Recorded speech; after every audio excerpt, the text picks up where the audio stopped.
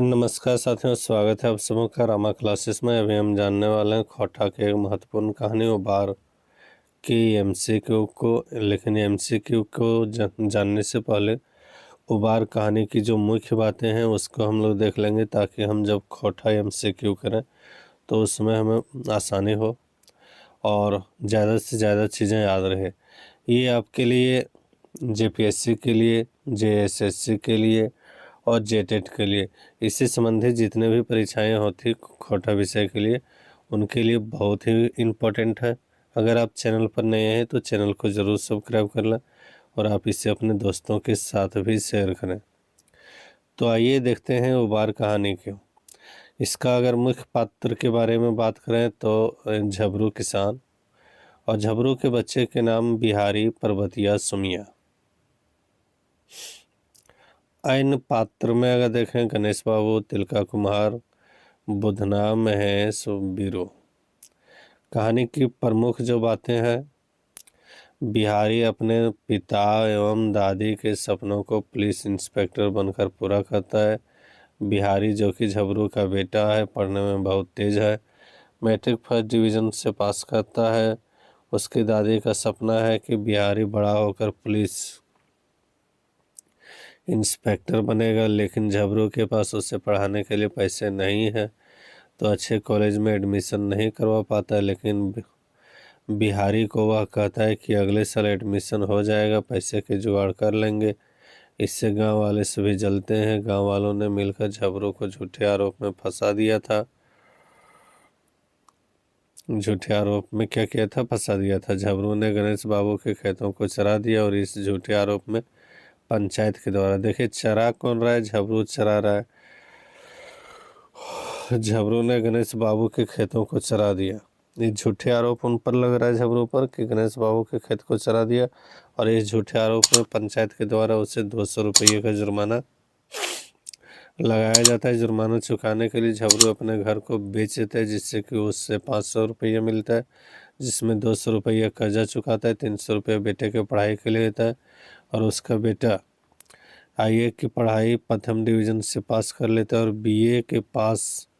BA जब पास होता है तो उसके 3 महीने के बाद ही वो इंस्पेक्टर बन जाता है।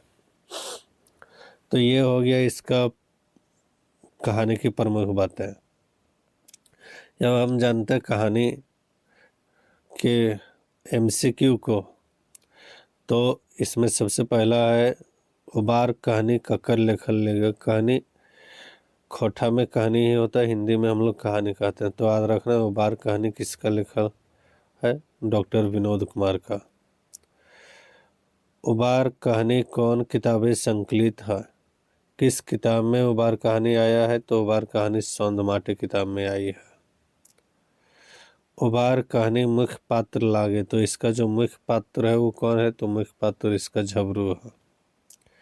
झबरू के खेतों में खाना कौन पहुंचा देता था? तो झबरू के खेतों में खाना पहुंचाता था बिहारी की माँ।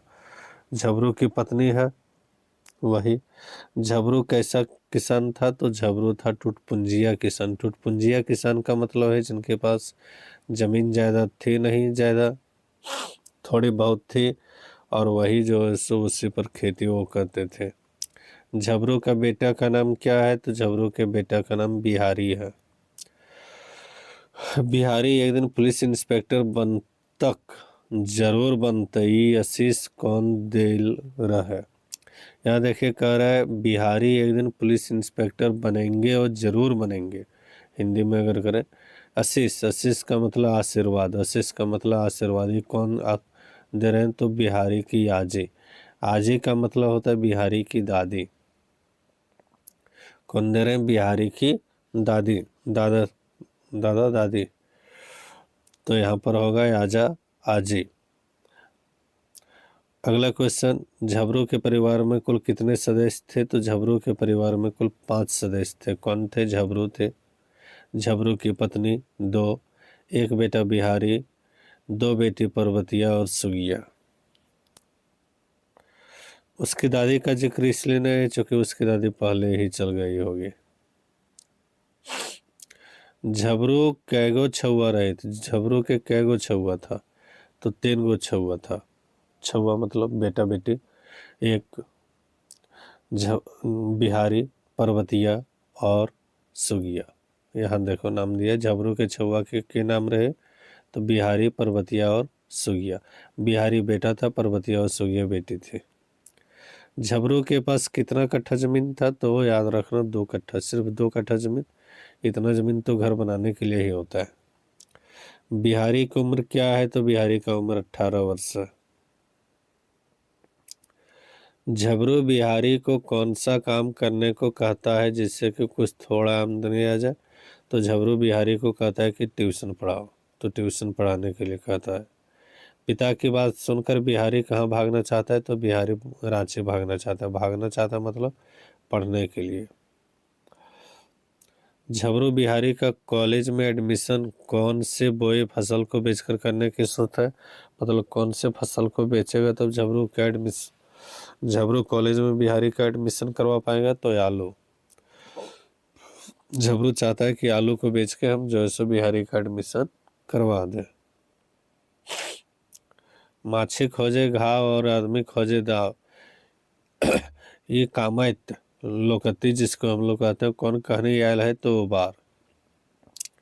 उबार में क्या बोला गया कि माछी खोजे घाव और आदमी खोजे दाव। एक दिन झबरू किसके घर के बच्चे की छठी में हजामत बनवाने के लिए गया था। झबरू गया है किसके घर के बच्चे के छठी में हजामत बनाने के लिए, तो तिलका कुमार के यहाँ उनकी जो बच्ची होती है उसका छठियारी है। छठियारी का मतलब कोई जब बच्चा हो जाता है तो उसके उत्सव में जो हम लोग मनाते हैं उसी को छठी कहते हैं। एक दिन झबरू तिलका कुमार के घर के बच्चे की छठी में हजामत बनवाने के लिए गया था। वहाँ किससे मिलता है, तो वहाँ वो मिलता है गणेश बाबू और महेश बाबू से। किससे मिलता है, गणेश बाबू और महेश बाबू। ये दोनों जलनखोर है, किससे, झबरू से। झबरू खेतधारी ककर बारी हलय जकर संगे ओगरा करो, मतलब झबरू के खेत धारी किसके साथ में था, ओगरा करे मतलब उसका देखभाल करता था, तो बुधना के खेत के साथ। झबरू खेत के रखवाली करने के लिए किस पेड़ के नीचे अपना खटिया बिछाया था, तो बरगद के पेड़ के नीचे, बरगद का पेड़ था। बिहारी के ही उम्र के लगभग कौन से बच्चे जो कॉलेज जा रहे थे, तो बिहारी के उम्र के कौन कौन बच्चे थे जो कॉलेज जा रहे थे, तो दिनेश थे, प्रेम थे और बिरजू। संतोष के दायरे मेवा फरे है, यह कहावत कौन सी कहानी में प्रयोग हुआ है, तो उबार में। संतोष के दायरे मेवा फरे है, इसका मतलब है संतोष से ही मेवा मिलता है। गांव के मानिक लोग रहत, तो गांव के कौन कौन लोग थे, तो गणेश बाबू और महेश बाबू। गणेश बाबू एवं महेश बाबू कितने पढ़े लिखे थे, तो याद रखना BA पढ़े थे वो। कितने पढ़े थे, BA। बीरू के पिता के पैसा क्या था, साहूकार। बीरू के पिता साहूकार थे। बीरू के पिता क्या थे, साहूकार।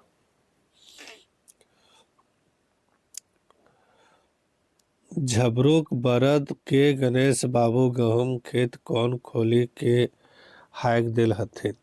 देखो, बैल था झबरू का, झबरूक बरद, और गणेश बाबू का गेहूं का खेत था। खेत किसका था, गणेश बाबू का। लेकिन खोल कौन दिया, महेश और बीरू। महेश और बीरू क्या किए थे, झबरू के बरद को खोल के गणेश बाबू के खेत में हका दिए थे, हाक दिल थे। कौन, महेश और बीरू। ये दोनों एकदम कमीनी टाइप के आदमी है। पंचायत केस मांझा मांझी कौन करल, पंचायत के केस का मांझा मांझी कौन की, तो बीरू। बीरू क्या की, दलाली। मांझा मांझी का मतलब दलाली। पंचायत की व्यवस्था करने के लिए बीरू घूस के रूप में झबरू से कितना रुपया लेता है, तो देखिए गुना अभी जो है सो बीरू का ही है, और झबरू से वो कितना रुपया लेता है, तो याद रखना 20 रुपया। ये 20 रुपया घूस लेता है। पंचायत कहाँ बसले का मतलब कहाँ हो रहा है, तो हेठ टोला बोर गाछक छाई रे। हेड टोला मतलब गांव के नीचे वाले भाग जो है, हेड टोला मोहल्ला कह सकते हैं उसको। उसमें बोर, बोर का मतलब बरगद का पेड़ है, उसी के पेड़ के नीचे। उबार कहानी में पंचायत की बैठक का आयोजन किस दिन किया गया था? तो रविवार के दिन, एतवार, जिसको खोटा में एतवार बोलते हैं। पंच के प्रमुख कौन कौन रहले? तो पंच के प्रमुख में रहले बीरू और महेश, यही दोनों कमीना लोग था जिन्होंने उसका बैल को क्या किया था? खोल के हका दिया था। पंचायत फैसला में की होल? फैसला का मतलब फैसला। तो पंचायत में क्या हुआ? इस सभे झबरू पर गुनाह उतरल, मतलब झबरू को गुनाहगार साबित किया। 200 रुपये हजाना लगाए दिल थे, 200 रुपये का हजाना लगाया। मैलान खोले ले मना करते और उस तरह से खुला खोलने के लिए मना किया। झबरू पर कितने रुपये का जुर्माना लगाया गया? तो 200 रुपये का। झबरू अपना घर बारी कितना में बेचते? तो 500 रुपये में बेचते। बिहारी को कॉलेज में नाम लिखवाने के लिए झबरू ने कितना रुपया दिया था? तो 300 रुपया दिया था। कितना रुपया दिया था? 300।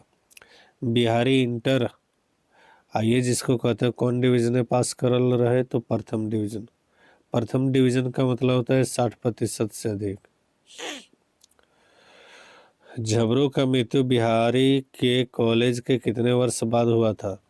तो झबरू का मृत्यु 3 साल के बाद हो गया था। कितना साल के बाद? 3 साल के बाद। लेकिन उस समय वो बीए में ही पढ़ रहा था। बिहारी पुलिस इंस्पेक्टर कितने दिन बनल रहे, मतलब कितने दिन के बाद बने? तो बीए पास करला के 3 महीना बाद। कितना दिन बाद? 3 महीना बाद। बिहारी के पुलिस इंस्पेक्टर बनने से पहले ही बेटा को बिना वर्दी में देखे झबरू का मृत्यु हो गया था। और इसी के साथ आज का ये झबरू से संबंधित एमसीक्यू समाप्त होता है। आप इसे अपने दोस्तों के साथ जरूर शेयर करें। धन्यवाद।